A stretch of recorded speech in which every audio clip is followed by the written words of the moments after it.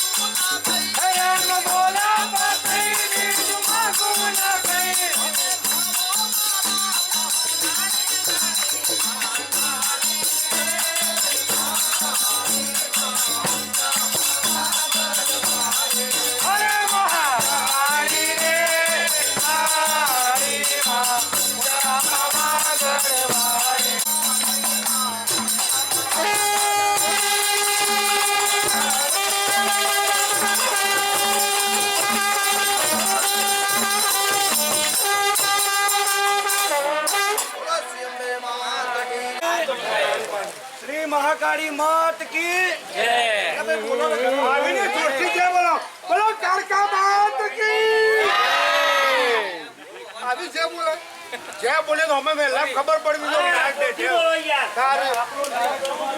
સમાજ ભેગો થયો છે એની તો વાણી અલગ જ સાથી મિત્રો દ્વારા આપણા ગામમાં પ્રવેશ થયો અને એમનું ખૂબ ખૂબ અભિનંદન કરીએ છીએ આપણે.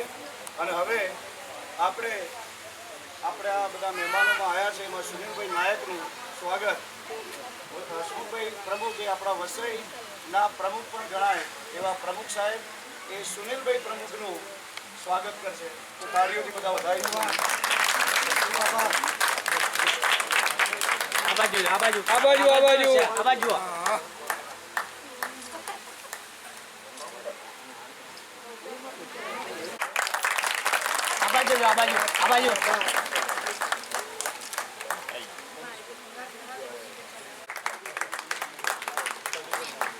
હલો આખો પાવર હવે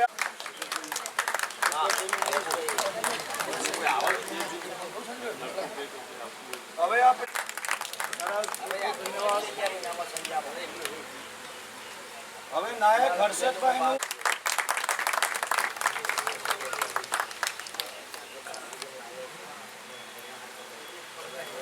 સરસ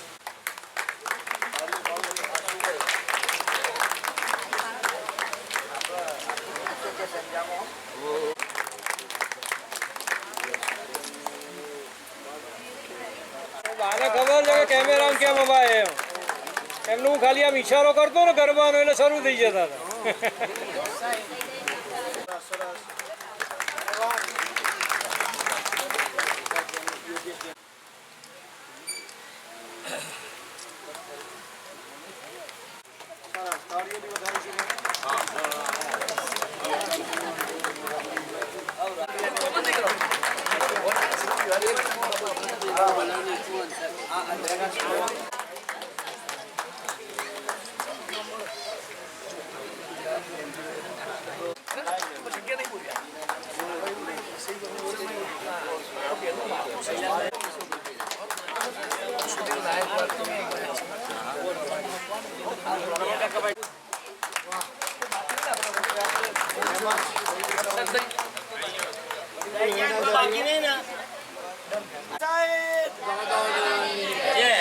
અસાઈત દાદાની જય, મહાકાળી માત કી જય,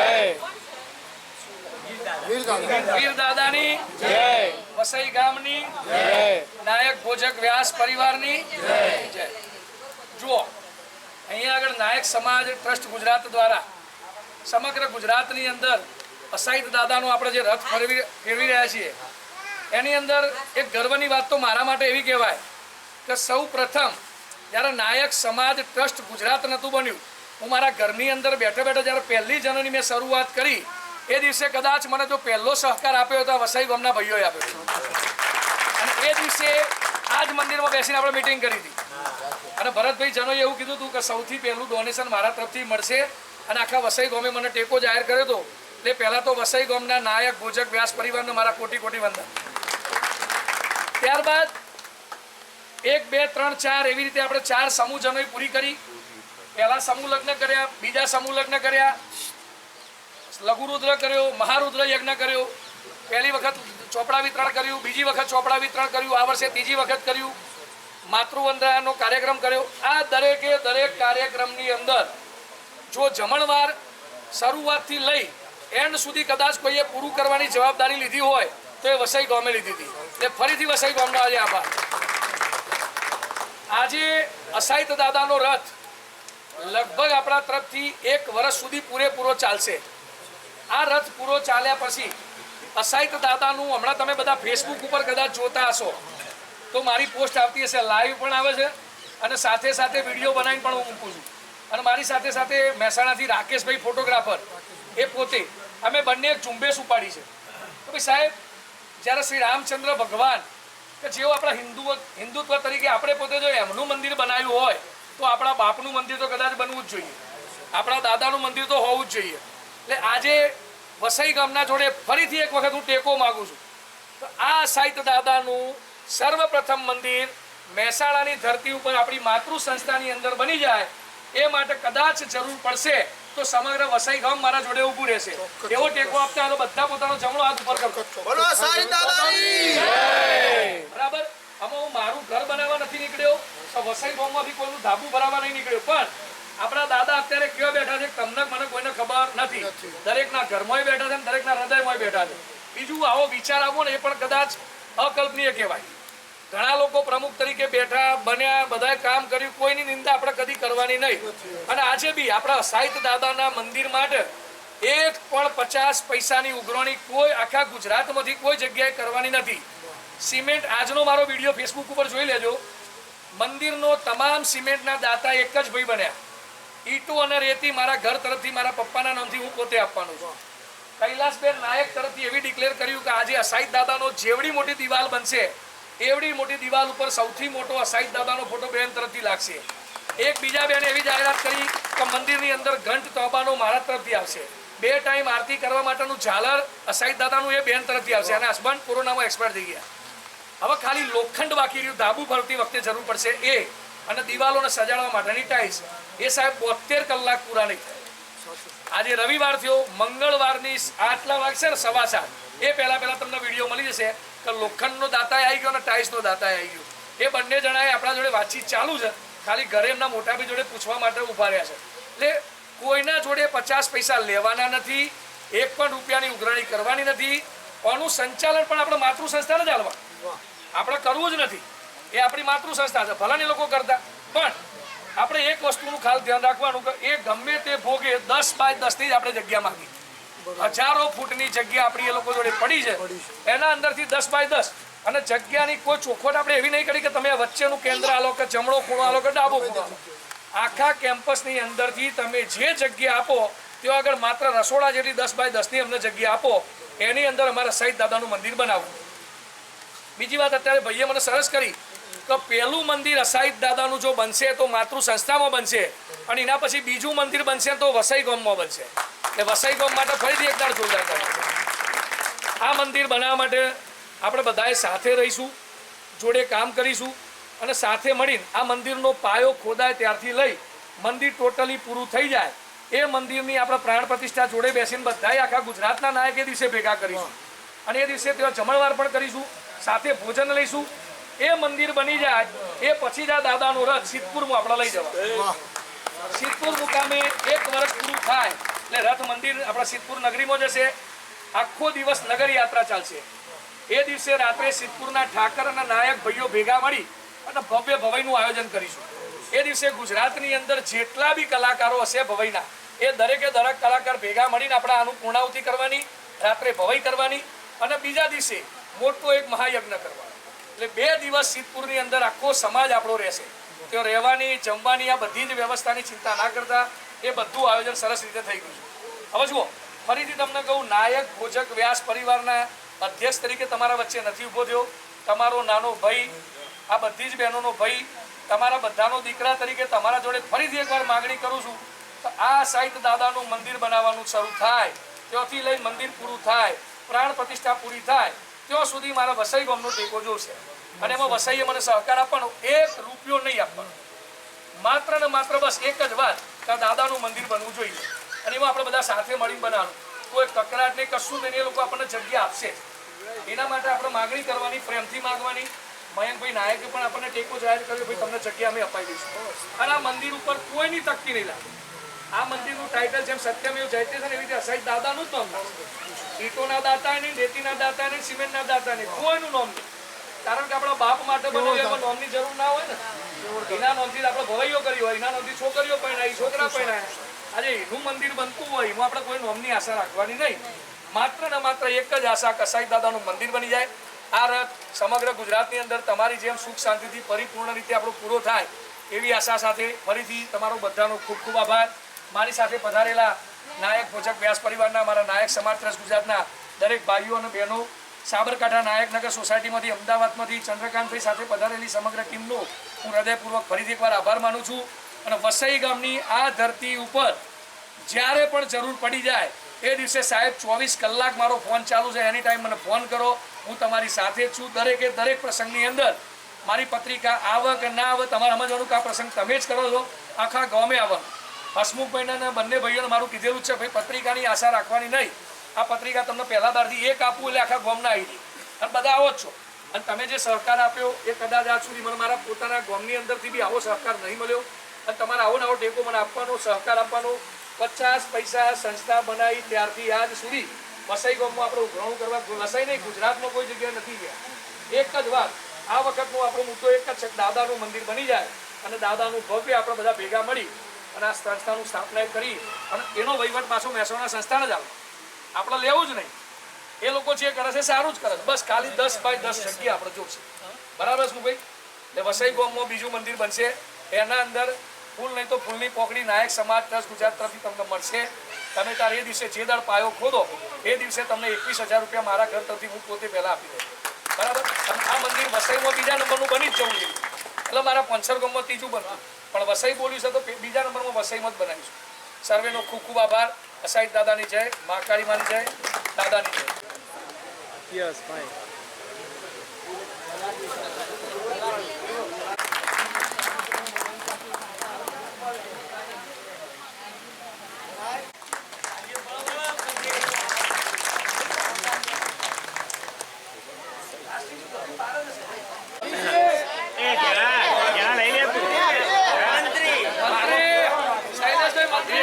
અરે આ કૌશલ્ય લઈ જાય.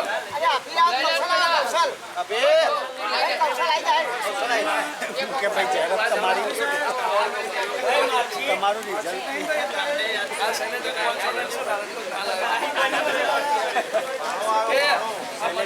કોલેજનું રિઝલ્ટ તમારું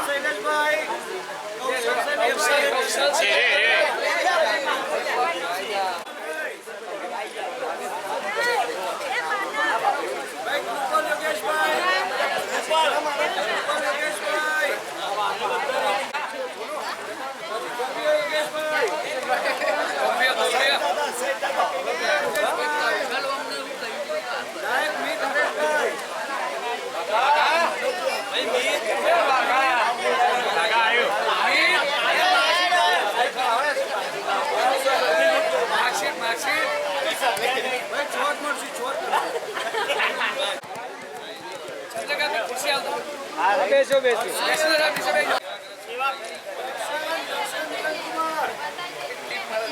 દર્શન નિરંજનભાઈ.